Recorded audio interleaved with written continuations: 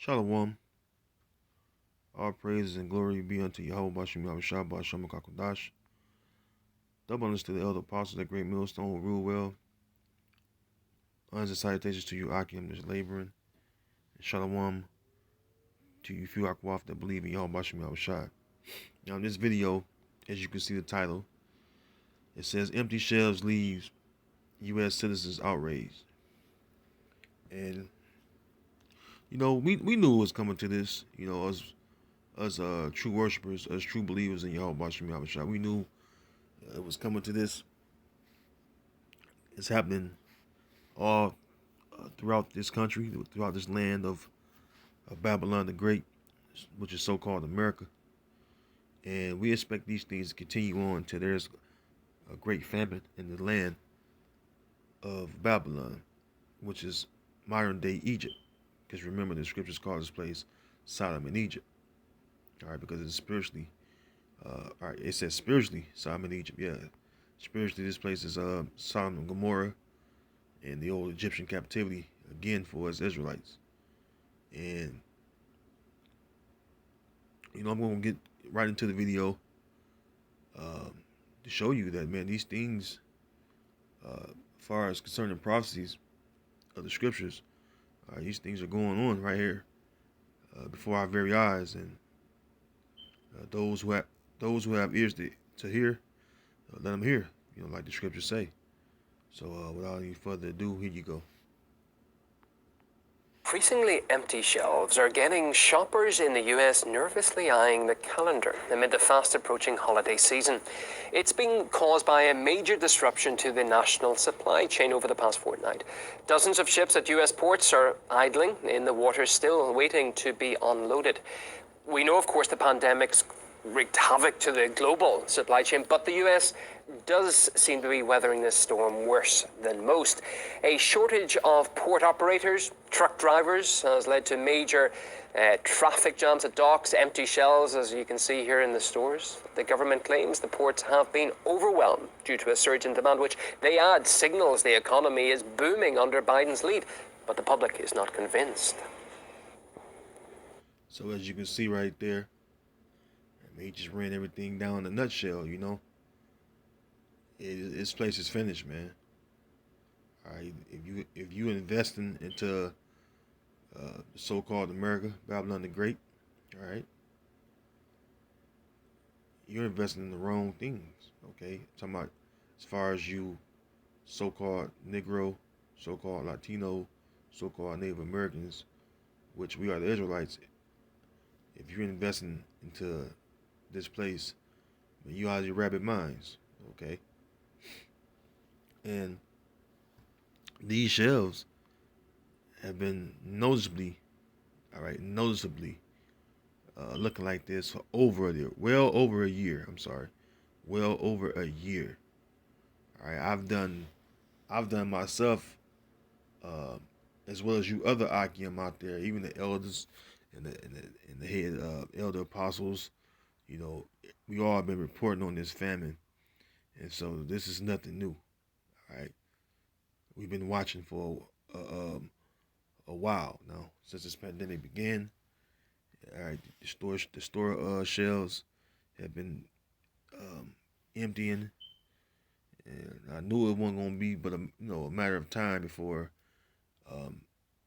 it came to the point where they can't replenish the shelves, because in order for you to get some, you have to go in first thing in the morning when the doors are opening, because they replenish the shelves overnight. But it's getting to the point where, well, it hasn't got to the point where they can't even replenish the shelves during the overnight stocking. All right, when they stock the shelves.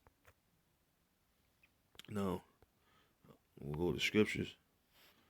The book of 2nd Ezra 15, and starting at verse 11, it says, "But I will bring them," and the them is talking about us Israelites, "but I will bring them with a mighty hand and a stretched out arm, and smite Egypt with plagues as before, and will destroy all the land thereof." And that's not talking about the old Egyptian land, which is Mizraim, Martazarium. It's talking about spiritually Sodom and Egypt again. All right. And one of the plagues that the old Egypt was hit with was famine. And I'm going to touch on that as well. All right, it says, verse 12: Egypt shall mourn, and the foundations and the foundation of it shall be smitten with the plague and punishment that the Heavenly Father shall bring upon it. They that till the ground shall mourn, for their seed shall fail through the blasting of hell and with a fearful constellation. So, hey, someone that till the ground is people that you call farmers. All right, excuse me. They till the ground to plant crops. And when harvest time come, uh, they gather the good of the crops and discard the rest. Okay, and so it's referring to the farmers. All right, that get their seeds ready and they store seeds for the next season. All that stuff came to a halt, or it's coming to a halt as as I speak very rapidly. All right, now um, in the book of Genesis, the 41st chapter. All right,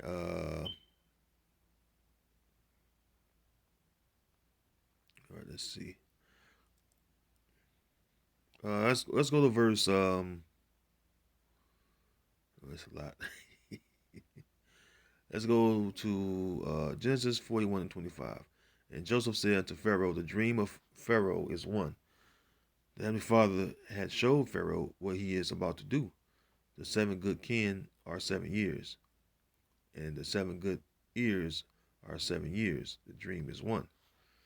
And the 7 thin and ill-favored kin that came up after them are 7 years, and the 7 empty ears blasted with the east wind shall be 7 years of famine. Now, in our language, the number 7 means completion.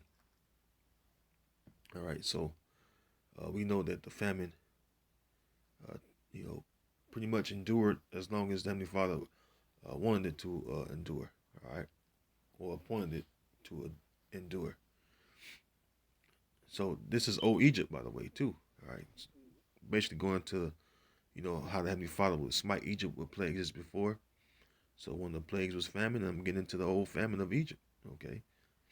Um, well, man, verse 28 says, "This is the thing which I have spoken unto Pharaoh, what the Heavenly Father is about to do. He showed unto Pharaoh, Behold, there come 7 years of great plenty throughout all the land of Egypt, and there shall arise after them 7 years of famine, and all the plenty shall be forgotten in the land of Egypt, and the famine shall consume the land." Now, in this particular precept, it actually meant 7 years. All right, 7 years was actually within the span of time that the old Egypt would endure this famine. All right, it says till the famine consume the land. Right. So, what do you think will happen in America? All right, the famine is going to consume America, man. People going to starve, man. Some going to starve to death. One of the things I remember who was it, Elder Pastor Har. He was saying that cannibalism is gonna come back in a major way, and you can see it, man, because the famine is gonna be in this land. It's gonna be great because people are geared to eating how they want to eat. Most people are gluttonous. So for the most part, you're gonna see it, man. You're gonna see people uh, not being able to eat things they once was eating, and then on top of when all of it's gone, they're not gonna be able to even have a meal at all. All right. So continuing on, So like I had to adjust myself real quick. I had to pause real quick, but continuing on. So, the famine, all right, is going to actually, like I said, take place, man, and grab hold on many people, man. And like I said, you're not going to be able to eat what you once was eating, man. All right. When he showed you those storehouses uh, being empty, I mean, it really was a real life footage. All right. Excuse me. Now, I read this precept the other week, and I'm going to read it again because it drives the point home because um, these are the times we're living in. All right. Because, you know, there have been famines before. Like I just read to you about, a little bit of the famine that came on the old Egyptian Empire, right? But, you know, remember what I read in Second Esdras 15, how the Most High would smite Egypt with plagues as before. So that famine gonna come back in a big way. It's gonna, catch a lot of people off guard because people are watching the shells, but they're not really watching everything, the whole matter. They're not being circumspect. They're not really paying attention to those uh, uh, um, shipping docks. By the way, they've Joe Biden is getting troops to those shipping docks, which when you bring out the troops, that's a form of martial law. And I believe, in my humble opinion, my humble take is that they're gonna use those troops to guard those shipping cargo containers. All right. Second Ezra 6:22. It says, "And suddenly shall the sown places appear unsown; the full storehouses shall suddenly be found empty." And that's gonna actually take place, man. All right. It's actually taking place right now. I'm sorry. All right, it's taking place exactly right now. What it look like when you look at this video, all right, of the of the shelves being empty. I'm gonna play it back one time. Idling in the water, still waiting to be unloaded. We know, of course, the pandemic's wreaked havoc to the global. So Look at that. Look at that. Now you never would see shelves that empty. Never.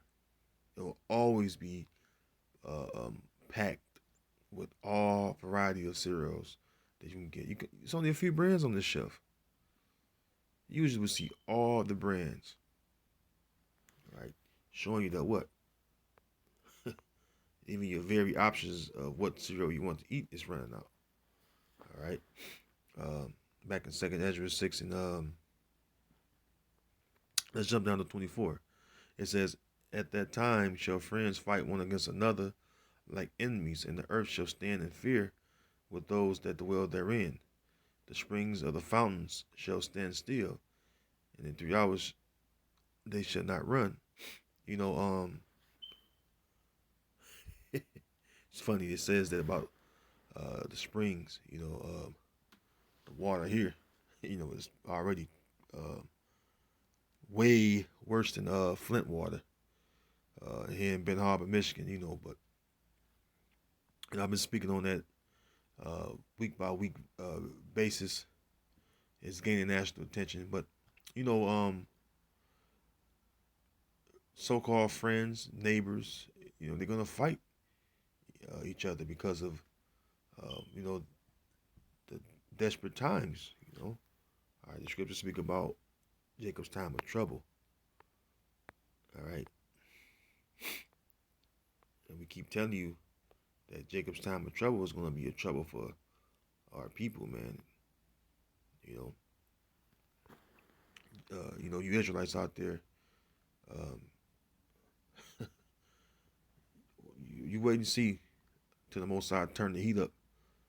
All right, on these plagues, you're going to see just how much the Heavenly Father, all right, how much He's angry with how this world has been ran, as far as in wickedness, man. And that's the reason why these plagues are hitting this place, all right? Because the Most High is getting ready to destroy it and bring it down, all right, to the dust, all right? Second Ezra 15 and 19. It says, a man shall have no pity upon his neighbor, but shall destroy their houses with the sword and spoil their goods because of the lack of bread and for great tribulation. And that's going to be a result, all right, or a consequence of this famine, man. What the famine is going to cause is men invading one another. All right, your neighbors going to invade each other. They're going to try to kill each other. All right, to try and survive this famine. You see, that's what's going on. All right, this is what's going on. All right, a lot of you women out there, you know, I ain't forgot about you proud women, man. I don't need no man. What you gonna do? All right, when you don't have no food and you with your little children. All right, what are you gonna do, man? You can't overtake a man. All you proud, so-called strong women, especially the women of Judah, man, so-called strong black women. What are you gonna do in that day when this uh, food that you know is in your face, but you can't get to it because you have 4, 5, 6, 7 men ready to die over it.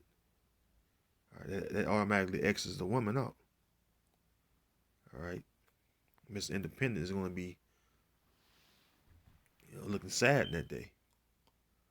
All right, we don't. I don't. Well, I don't say this, and neither other Akim or elders or elder apostles. We don't say this to make fun of you. I mean, we're dead serious when we telling you these things, man. All right, Isaiah 32:9. It says, "Rise up, ye women that are at ease. Hear my voice, ye careless daughters. Give ear unto my speech. Many days and years shall ye be troubled, ye careless women. For the vengeance shall fail, the gathering shall not come in." Yeah, the gathering what? The gathering of the harvest. The vengeance. The vengeance represents the time of the season where the harvest is ripe or ready, and you would gather in the crops, whether it be grapes or any other thing you're growing, and you would grab up or reap the good of it, all right, and discard the rest, all right,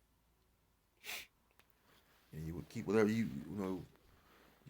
see that's good or you find that's good, and you would maybe use it yourself or eat it yourself or sell it or keep it in your storehouse. All right, you preserve it. But in this case, you know, the venture's going to fail a lot of you women out here.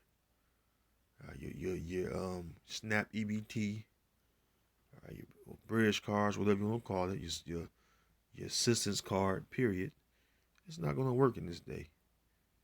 All right, when there's no storehouses to go into to buy, all right, buy food or whatever you want to buy. Verse 11: Tremble ye women that are at ease, be troubled ye careless ones, strip you and make you bare, and gird sackcloth upon your loins. Now, when you will gird sackcloth upon your loins is when that calamity, in ancient times, that calamity will be coming upon you, and when you see that there's nothing you can do about it, as far as within Israel, our ancestors would, gird themselves with sackcloth and put dirt upon their heads, symbolizing that what all help is lost, or all hope is lost, rather. And so they would put dirt upon their heads, put on sackcloth, and they would pray to Yahweh Shem Yahushua. And at times, the Most High came and he rescued Israelites, whether it's by angels, all right, or by no, an event taking place. All right, well, where Israel was able to escape. All right, through the Most High's guidance. All right, so you know, in these times, women are going to literally be in trouble. Because that's what it symbolized, that you were in trouble, and that pretty much you was approaching death. Putting the dirt up on your head and the sackcloth. Symbolizes that you was in such great trouble that there was pretty much no way out, man. So you would turn and you would face the east, pray to Yahweh Shem Yahweh Shai, and hopefully he would get you, or cause you to be rescued out of danger. So, verse 12: They shall lament for the teats, for the pleasant fields, for the fruitful vine. Whoo, and that's going to happen, man. What happens when you can't stand in the line to get that little commodity bag? What happens when you can't stand in line and get that commodity bag because you the bag is too well, the time left to get the bag is too long, but that's all you can do. And then when that runs out, then what? Every man for himself. All right, so the point is, this famine is going to take hold, man.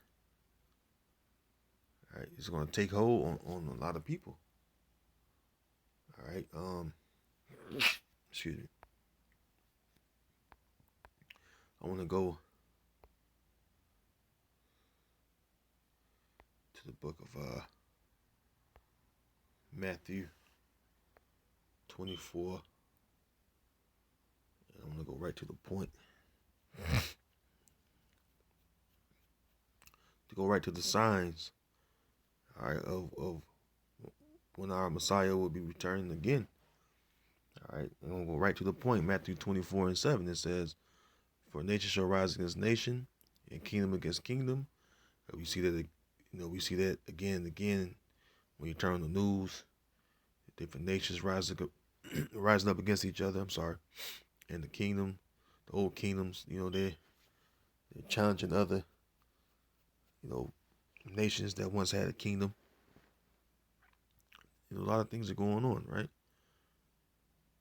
As far as war, all right, the tensions of war. It says, "And there shall be famines." I'm speaking about a famine in this video, right? This video is about a famine. It says, "And there shall be famines and pestilences and earthquakes in diverse places." Right? Pestilence speaks to deadly disease. We're currently still in a global pandemic, man. All right? Earthquakes are happening in different places. I spoke about the Bali Islands the other day. It was another spot I couldn't remember. But if you turn on the news, it'll show you the different earthquakes that's going on in different spots of the globe. All right, verse 8, it says, "All these are the beginning of sorrows." So these are the beginning of sorrows, man. All right. You think that you think that famine is you know, so severe, which it is. All right, but that's the beginning of sorrows. All right, or one of the beginning of sorrows. One of the things that's going to be happening when these sorrows come upon you.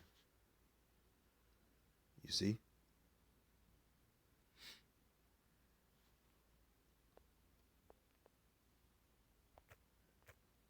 And Most High is going to cause a lot of you Israelites to um, feel his wrath, man.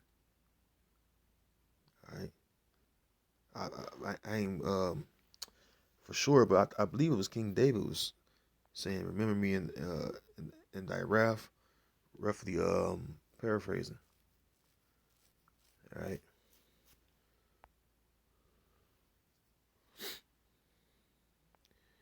This is the one I was looking for too. The book of Psalms, chapter 32, verse 10. It says, many, excuse me. It says, many sorrows shall be to the wicked, but he that trusted in Yahweh, Bashem Yahweh mercy shall mercy shall compass him about. Yeah, so to the wicked, which is Esau, Edom, and then you have 2/3 of our people that are willfully being wicked. All right, you're gonna receive sorrows, man. All right, and those of us that trust in Yahweh, Bashem Yahweh and endure to the end, uh, we're gonna be shown mercy from Yahweh Shai. So I mean, it is what it is, man. We're not gonna give a cry. We're not gonna um, feel sorry for you, wicked Israelites that you know willfully be rebellious, man. All right, talk smack about us, you scoffers and scorners. Okay, you're gonna feel the Most High's wrath, man. All right, the Most High's indignation is getting ready to be on display, and it's gonna take hold on a lot of people, man. All right, so with that, Lord, one of you were edified. Until next time, I say shalom.